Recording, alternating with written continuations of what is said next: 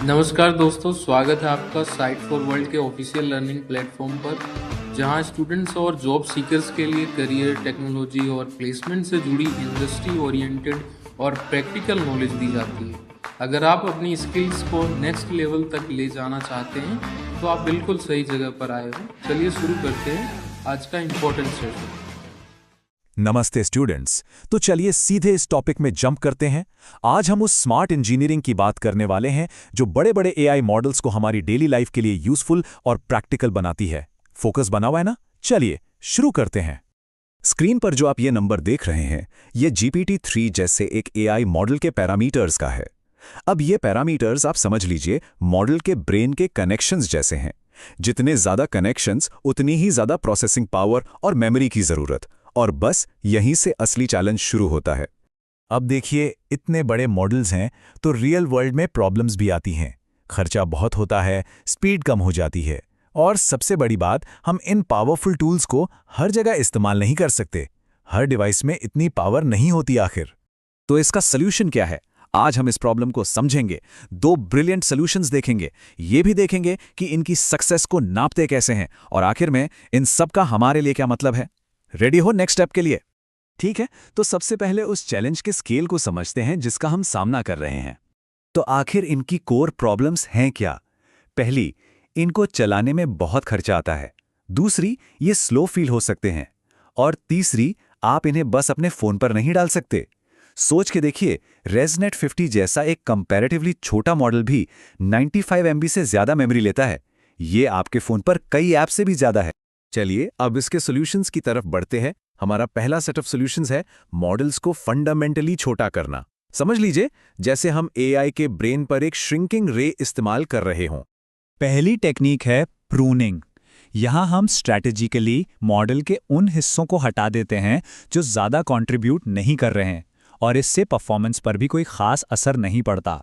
बिल्कुल एक माली की तरह जो बॉन्साई ट्री की फालतू टहनियाँ काट देता है ताकि पेड़ और बेहतर दिखे और ग्रो करे। इसको करने का एक पॉपुलर तरीका है 3 सिंपल स्टेप्स में। पहले बड़े मॉडल को ट्रेन करो, फिर ध्यान से उसके कम जरूरी पार्ट्स काट दो, और फिर थोड़ी और ट्रेनिंग से उसको पॉलिश कर दो। सिंपल है ना? ये कॉन्सेप्ट क्लियर हुआ? अब आती है दूसरी टेक्निक, क्वांटाइजेशन। ध्यान से सुनना, ये इंपॉर्टेंट है। ये मेथड पार्ट्स को हटाता नहीं बल्कि उन्हें सिंप्लीफाई कर देता है। मॉडल की इंफॉर्मेशन को स्टोर करने के लिए कम प्रिसाइज नंबर्स का इस्तेमाल किया जाता है।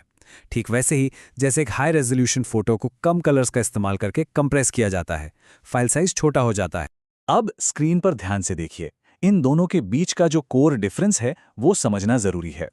प्रूनिंग यानी छटाई मॉडल के कनेक्शंस को पूरी तरह हटा देती है। इससे मॉडल हल्का हो जाता है, जबकि क्वांटाइजेशन उन्हीं कनेक्शंस को रखती है लेकिन उनकी वैल्यू को आसान बना देती है। दोनों का मकसद एक ही है, एफिशिएंसी। तीसरी कंप्रेशन टेक्निक है नॉलेज डिस्टिलेशन। यहां एक बड़ा स्मार्ट टीचर मॉडल एक छोटे स्टूडेंट मॉडल को सिखाता है कि सोचना कैसे है। स्टूडेंट सिर्फ रॉ डेटा से नहीं बल्कि टीचर के अनुभव और उसके सटल प्रेडिक्शन से सीखता है। और ये कोट इस कॉन्सेप्ट को ब्रिलियंट तरीके से बताता है। मतलब ये सिर्फ डेटा ट्रांसफर नहीं है, बल्कि सालों का ज्ञान, सालों का एक्सपीरियंस एक छोटे नए स्टूडेंट को ट्रांसफर करने जैसा है। तो ठीक है, हमने मॉडल को छोटा तो कर दिया, पर क्या इतना काफी है? नहीं, हमें यह भी सुनिश्चित करना होगा कि वो कॉन्वर्सेशन के दौरान फील भी फास्ट करे, क्योंकि परसेप्शन इज रियलिटी, राइट? ये तो हम सबने फेस किया है ना। चैटबॉट से कुछ पूछो और बस कर्सर को ब्लिंक करते हुए देखते रहो। इन्फ्रेंस एक्सेलरेशन टेक्निक्स इसी प्रॉब्लम को सॉल्व करने के लिए बनाई गई हैं। अंतर है स्ट्रीमिंग का। पूरे जवाब का इंतजार करने के बजाय मॉडल उसे शब्द दर शब्द भेजता है, और इस छोटे से बदलाव से वो बहुत ज्यादा रिस्पॉन्सिव महसूस होता है, बिल्कुल ऐसे जैसे कोई आपसे लाइव बात कर रहा हो। पर्दे के पीछे ये अक्सर केवी काशे नाम की चीज से पावर होता है। इसे आप मॉडल की शॉर्ट टर्म मेमोरी समझ सकते हैं। सोचिए, जब आप किसी से बात करते हैं तो आप हर नए सेंटेंस के लिए पूरी पिछली बातचीत को मन में रिपीट नहीं करते, राइट?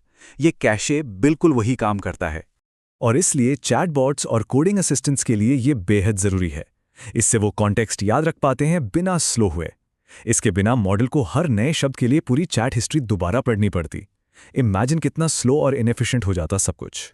हमने सॉल्यूशंस तो देख लिए, लेकिन हमें कैसे पता चलेगा कि ये काम कर रहे हैं? हम इस फास्ट होने के एहसास को आखिर नापते कैसे हैं? कोई मेट्रिक तो होना चाहिए ना। अगर यूजर एक्सपीरियंस की बात करें तो सबसे जरूरी चीज है टाइम टू फर्स्ट टोकन या TTFT। सीधे शब्दों में ये इस बात का मेजरमेंट है कि आपके सवाल पूछने और मॉडल के पहले शब्द को टाइप करना शुरू करने के बीच कितना टाइम लगा। मतलब अगर शुरुआत फास्ट हो तो पूरा एक्सपीरियंस फास्ट लगता है, भले ही पूरा जवाब आने में टाइम लगे।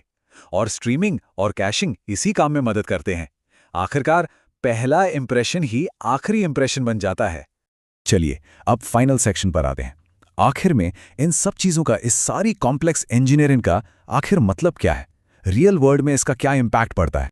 ये टेक्निक्स AI को ज्यादा एक्सेसिबल बनाती हैं, जिससे वो हमारे फोन और लैपटॉप पर चल सके।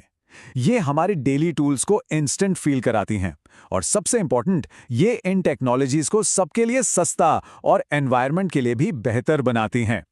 तो आखिर में ये पूरा डिस्कशन हमें एक बहुत ही इंटरेस्टिंग सवाल पर लाकर छोड़ देता है।